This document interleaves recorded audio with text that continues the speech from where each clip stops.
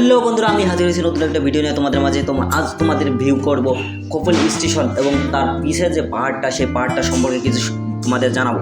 তো আমি এখন অবস্থান করছি কপল স্টেশনের থেকে পিছনে মার্কেটে।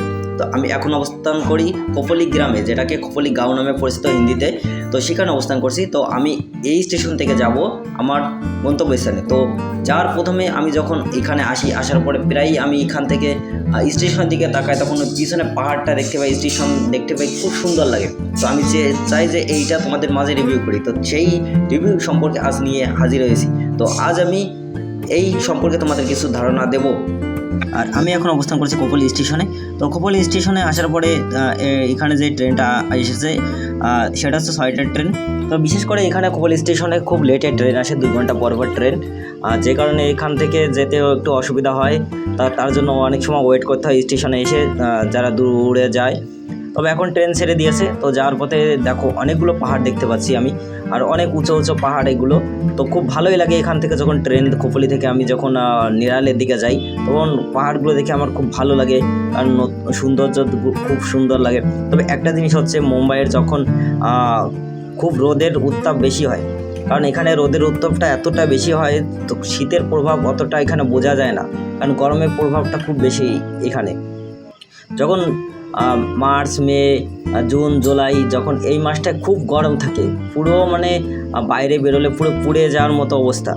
আবার যখন এইসব মাসের পর যখন বৃষ্টির টাইম শুরু হয়, বর্ষার টাইম বা বৃষ্টির টাইম, তখন অনবরে বৃষ্টি হয়, মানে কন্টিনিউ বৃষ্টি, প্রতিদিন বৃষ্টি হবে। আর বৃষ্টি শুরু হলে মানে থামার কখনো নাম হবে না।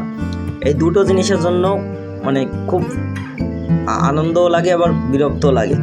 তো এইভাবে মুম্বাইতে, তবে মুম্বাই একটা জিনিস কি, বিজনেস বা টাকা ইনকামের দিক দিয়ে অনেকটা উন্নত, যেখানে মানুষ দূর রাজ্য থেকে এখানে টাকা ইনকাম করার জন্য আসে, পরিবার সচল রাখার জন্য, পরিবারকে ভালো রাখার জন্য।